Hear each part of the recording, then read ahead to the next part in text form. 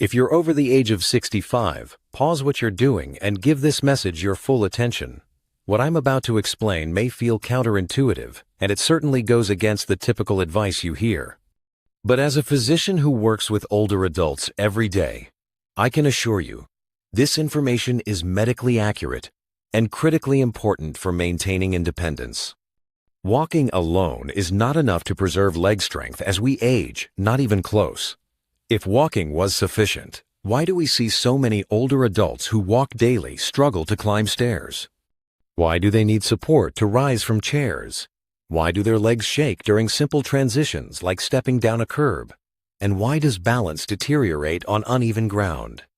In clinical practice, surgeons and rehabilitation specialists see this constantly. Individuals who walk every day, even long distances, yet their leg muscles continue to weaken, and their fall risk continues to rise. The reason is simple. Walking only works a limited portion of the leg muscles and barely stimulates the muscle groups most vulnerable to age-related decline. Today, I want to introduce you to 3 doctor-approved exercises designed specifically for adults over 65. These movements are gentle, joint-safe, and more effective than walking at restoring strength, balance, and mobility. The first exercise is the chair sit to stand, known as the independence indicator.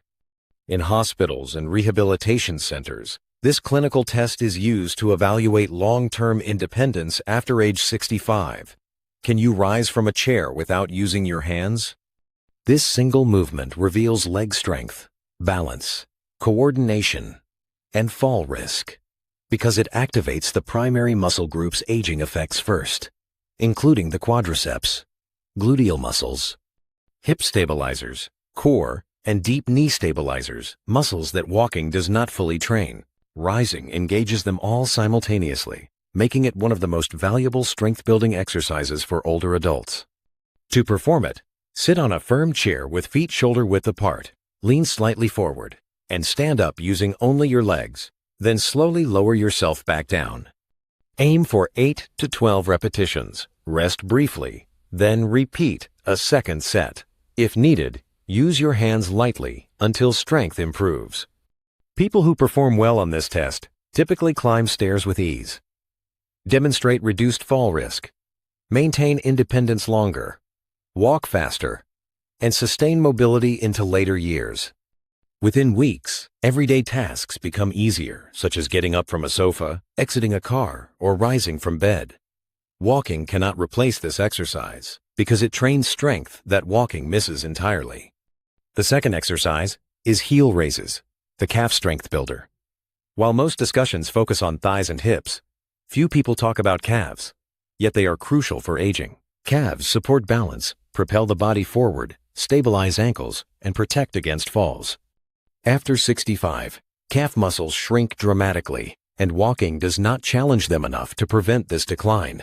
Many medical experts call the calves the second heart because they assist circulation and maintain upright posture and balance.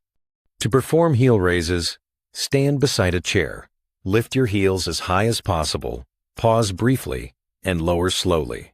Perform 12 to 15 repetitions for 2 to 3 sets. Walking uses only a fraction of calf muscle fibers, while heel raises activate nearly all of them, strengthening ankle stabilizers, foot muscles, deep calf fibers, and Achilles tendons. Research shows this movement significantly reduces fall risk and improves balance. Within weeks, steps feel lighter, stability improves, stair climbing becomes easier, and knee support increases not because you walked farther, but because the muscles that allow walking became stronger. The third exercise is knee lift marching, the hip flexor solution. One of the most common strength deficits seen in people over 65 is weakness in the hip flexors, the muscles that lift your legs while moving. You rely on them whenever you climb stairs, get into a vehicle, step over obstacles, or prevent tripping. When hip flexors weaken, walking becomes a shuffle, feet barely clear the floor, and fall risk increases dramatically. Walking does not adequately train these muscles, which is why many older individuals who walk regularly still struggle to lift their legs for stair climbing.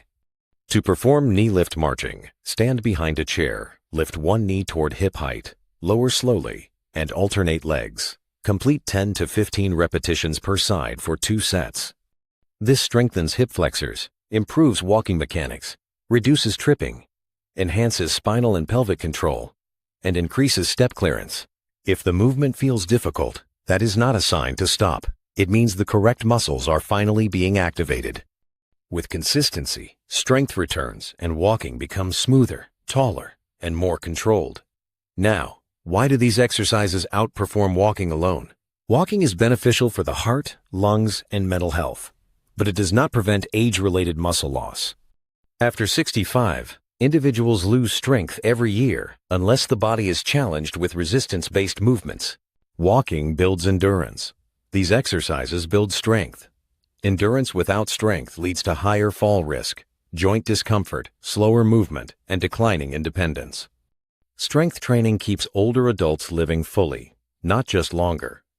Perform these exercises 3 to 4 days per week at a slow, controlled pace, resting between sets, and focusing on form. Most people notice improvement within 2 weeks.